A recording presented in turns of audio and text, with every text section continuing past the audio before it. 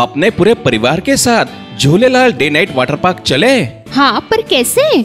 आसान है। जलगांव में पहली बार Jhulelal day night water park Jalgaon city से पिक एंड ड्रॉप की सुविधा जो शुरू हो गई है। पर पर्सन सिर्फ 699 में पिक एंड ड्रॉप के साथ वाटर पार्क में पूरे राइड्स भी एंजॉय करो और पेट भर लंच या डिनर का भी आनंद उठाओ। पिक एंड ड्रॉप के लिए आज ही संपर्क करें 9890770859। Jhulelal water park and resort, Anubhuti school के पीछे, शिरसोली रोड, जलगांव।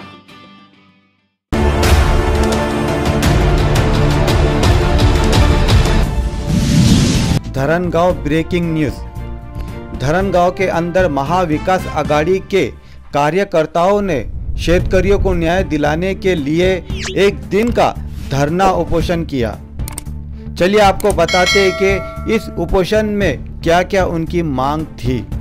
संपूर्ण कर्जमाफी झालीच पाहिजे, संपूर्ण कर्जमाफी झालीच पाहिजे, संपूर्ण कर्जमाफी झालीच पाहिजे, विद्यार्थ्यांचे फी माफ झालीच पाहिजे, विद्यार्थ्यांचे फी माफ झालीच। पालकमंत्र्यांचे पालकत्व घेतलेल्या मतदारसंघात सुद्धा पीक विमा भेटू शकत नाही। एवढी शोकांतिका या सरकारच्या मंत्र्यांमध्ये निष्काळजीपणा त्यांचा जाहीर निषेध करण्याची आज गंभीर बाब झाली आहे। 80-90% शेतकरी पीक विम्यापासून वंचित राहिलेला आहे। तरी मी पालकमंत्र्यांच्या या मतदारसंघामध्ये शेतकऱ्यावर वाऱ्यावर सोडण्याच्या पूर्ण धरणगाव शहरामध्ये धरणगाव तालुक्याच्या वतीनं महाविकास आघाडीचे सर्व पदाधिकारी शेतकरी या ठिकाणी उपस्थित आहेत।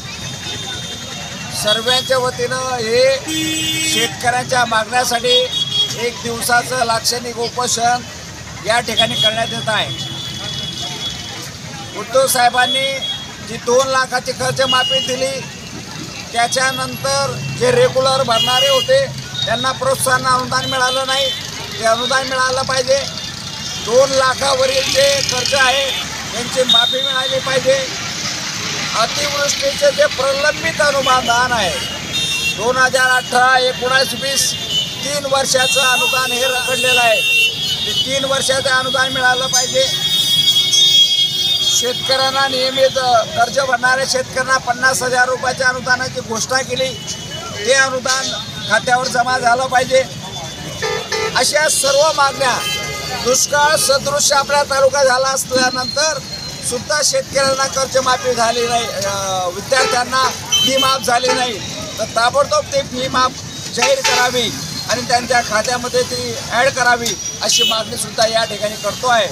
आणि या जुलै महिन्यापासून घरगुती वीज बिलामध्ये 30% वाढ केलेली आहे, 30% वाढ कमी करण्यात यावी ही सुद्धा या ठिकाणी मागणी आहे।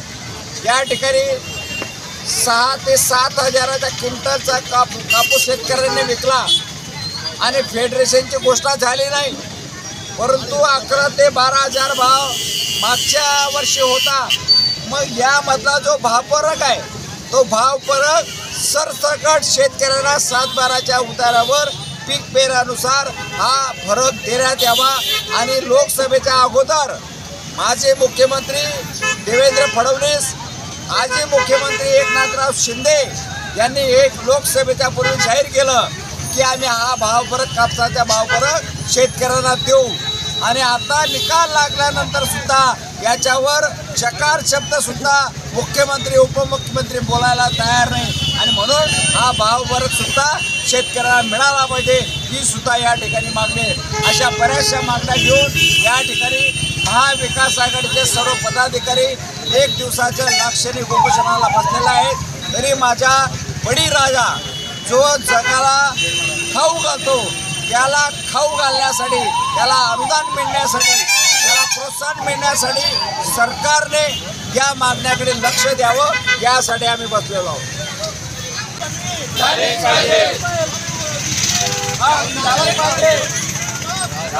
पाहिजे।